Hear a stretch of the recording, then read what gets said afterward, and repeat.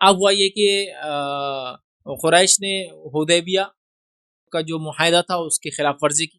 حدیبیہ کا معاہدہ کی خلاف ورزی کرنے کے بعد انہیں محسوس ہوا کہ بہت بڑی غلطی ان سے خطا ہوئی.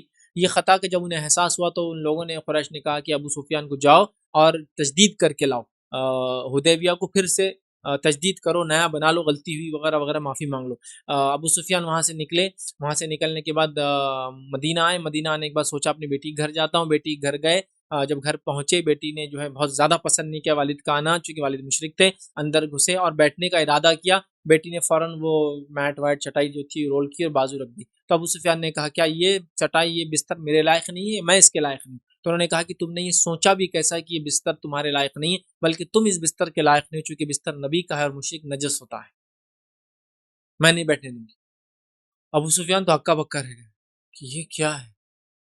کہا ہاں تم میرے ساتھ نہیں رہ رہی ہو نا تو تم بد اخلاق ہو گئی ہو کافی، مطلب تم نے بھول گئی ہو کیسا ہے نا. تو انہوں نے کہا نہیں، میں پسند نہیں کرتی ہوں کہ تم ایک نبی کے بستر پہ تمہارے ساتھ مشرک سردار بیٹھے. ابو سفیان کو بڑا جھٹکا لگا یہ بیٹی کا. لیکن اس میں ایک عورت کی دینی غیرت ہے، اور میں چاہتا ہوں یہ دینی غیرت ہر مسلم خاتون کے اندر ہو کہ اپنے دین کو، اپنے نبی کو ترجیح دینا تمام تر دنیا کی چیزوں پر، چاہے سامنے باپ کیوں نہ ہو یا سامنے پسند کا کوئی لڑکا کیوں نہ ہو. دین اصل، دین کے بعد سے یوم حبیبہ کی سیرت بتاتی ہے کہ اپنے باپ کو مشرک ہے بلکہ پسند نہیں کیا، حالانکہ سردار ہے اور مالدار ہے. دونوں دنیاوی جو چیزیں لگتی ہیں انسان کو، دونوں ہیں ان کے پاس. چاہتی تو جا کے سردار کی بیٹی کہلاتی، مالدار ہو جاتی. غربت میں نبی اکرم صلی اللہ علیہ وسلم نہیں رہتی. لیکن دینی غیرت اس کو بولتے ہیں کہ دین سب سے اوپر، باقی سب. ہم لوگ چھوٹی سی دنیا کی چاہت میں آج دین کو لات مار دے رہے ہیں.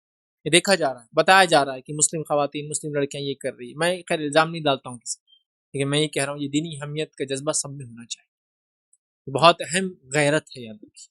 غیرہ بولتے ہیں اس کی، غیرت ہے بہت بڑی. ٹھیک ہے، تو بہرحال اس کو سمجھنے کی ہمیں ضرورت ہے. واقعہ بہت مضبوط اشارہ کرتا ہے دینی غیرت کی طرف، خاص طور سے لڑکیوں کے لیے.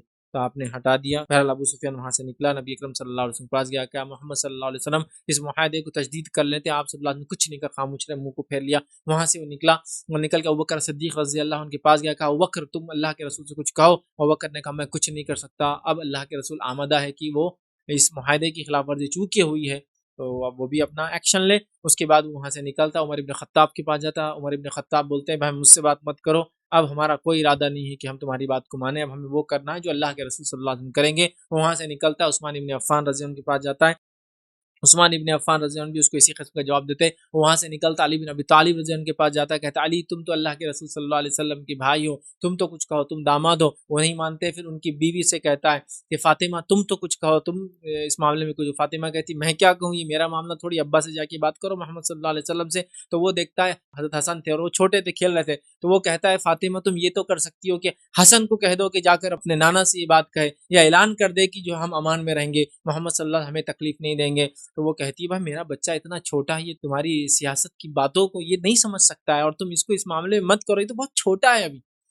لیکن یہاں ابو سفیان کو بعد میں علی بن ابی طالب کہتے دیکھو ابو سفیان تمہیں مدینہ میں کوئی پسند نہیں کرتا ہے، میں مشورہ دیتا ہوں تم یہاں سے نکل کر چلے جاؤ، یہ تمہارے لیے غنیمت ہے، تم کو کوئی یہاں رہنے سے، کسی سے بات کرنے سے فائدہ نہیں ہوگا، اب تم چلے جاؤ. وہ کہتا ہاں میں سمجھتا ہوں زیادہ مناسب یہ، چونکہ اب زیادہ گھوموں گا تو ظاہر پورے مدینہ کے لوگ خلاف ہے ابو سفیان کے، تو بہتر ہے نکل جاؤں. اور وہ خاموشی کے ساتھ نکل کر میرا چلا گیا. لیکن اس واقعے میں، اور ابو سفیان کا ایک اور واقعہ یاد رکھے، جنگ احد کا، دونوں واقعے کو یاد دلا کے مسلمانوں کو یہ کہوں گا ان واقعوں پہ غور کرو کہ ابو سفیان مشرک تھے لیکن وہ مقام سب کا برابر جانتے تھے.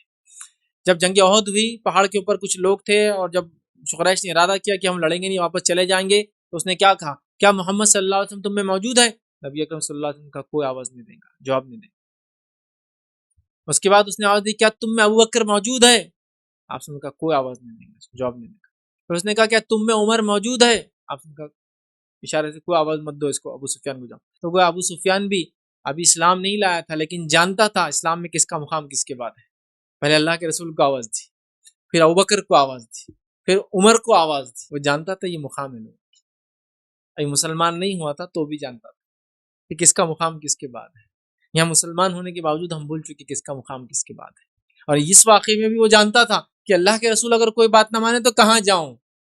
جب بات اللہ کے رسول صلی اللہ علیہ وسلم نہیں ہو رہی ہے تو پھر ایک ایسے رفیق اور دوست کے پاس جاؤں. ہر جگہ ساتھ تھے، اس غار میں بھی ساتھ تھے، جو پورا واقعہ آپ جانتے ہیں ہجرت کا.